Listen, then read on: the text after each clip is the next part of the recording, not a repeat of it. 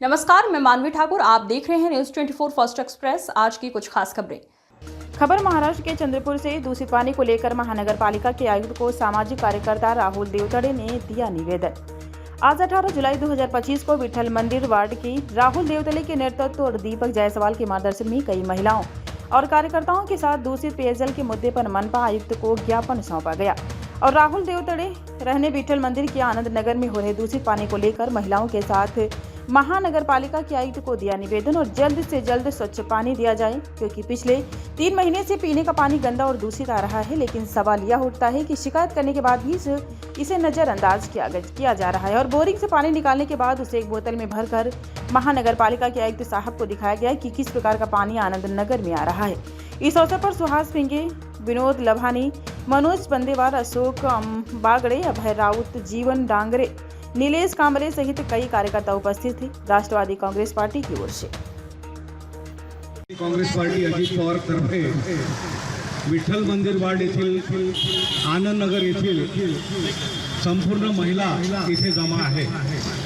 कारण असं आहे की अमृत जल योजना जे 2017 मध्ये महानगरपालिकेने मोठ्या थाटामाटात इथे त्याचं उद्घाटन झालं होतं, परंतु आज 8 वर्ष होऊन सुद्धा अमृत जल योजना संपूर्ण घरात पोहोचली नाही आणि पोहोचली तर या पद्धतीचं पाणी या अमृत जल योजनेमधून येत आहे आणि हे पाणी खरोखरच महानगरपालिकेचे जे पाणी पुरवठाचे अधिकारी आहे त्यांनी पिऊन दाखवावं।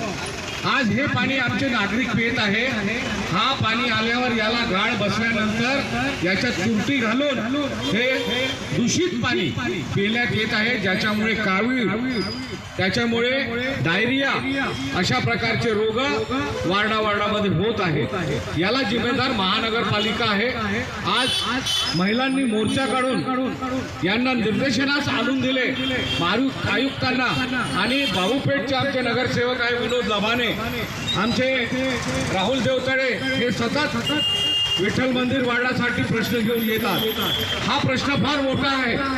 हा पाण्याचा प्रश्न काही एवढा सोपा नाहीये, कारण की हा जो कॉन्ट्रॅक्टर आहे त्याला 235 कोटीचा कॉन्ट्रॅक्ट दिला होता आणि तो पूर्ण पैसे घेऊन इथून पसार झालेला आहे। आज आम्ही म्हटलं की त्याच्यावर गुन्हा दाखल करा, कारण की ही योजना पूर्ण झालेली नाही आहे आणि आता ही योजना झाल्या पूर्ण शहरामध्ये खोदकाम चालू आहे। ते खोदकाम कशासाठी चालू आहे की तुमच्या संडासाचं जे मल निसारण आहे ते त्याला जोडून ते सिवरेजमध्ये टाकणार आहे, पण ती जी योजना आहे 255 कोटीची ती सुद्धा फसवी आहे। लोकांना प्यायला टाका आणि त्याच्यामुळे हे पाईपलाईन फुटत आहे ते।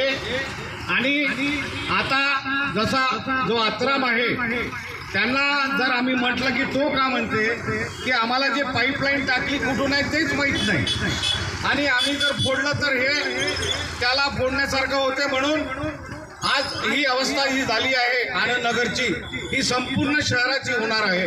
म्हणून आज महानगरपालिकेला आयुक्ताला सर्व महिला मंडळांनी भेट दिली आणि आपल्या व्यथा मांडल्या।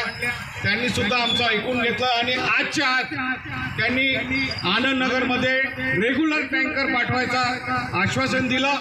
त्याचप्रमाणे बाबूपेठ वार्डाचे आमचे नगरसेवक आहे विनोद लवाने, त्यांच्याकडे सुद्धा विषारी पाणी येत आहे। ते 1.5-2 महिन्यापासून कंप्लेंट करत आहे, पण आज त्यांनी त्याचं चित्रीकरण सादरीकरण केलं। राहुल देवतड़ेंनी चित्रीकरण केलं, सादरीकरण केलं।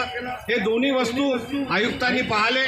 मी आयुक्तांना विनंती करतो की लवकरात लवकर हे अशुद्ध पाणी शुद्ध करून लोकांना द्यावे आणि आमच्या समस्याचं समाधान करावं। आणि जर हे समाधान झालं नाही तर याच्यापेक्षा मोठं तीव्र आंदोलन आम्ही उभारणार एवढं सांगतो।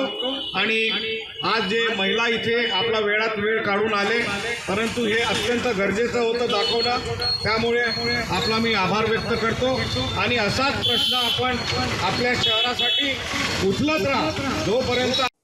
आज की खबरों में बस इतना ही। देखते रहिए न्यूज 24 फर्स्ट एक्सप्रेस।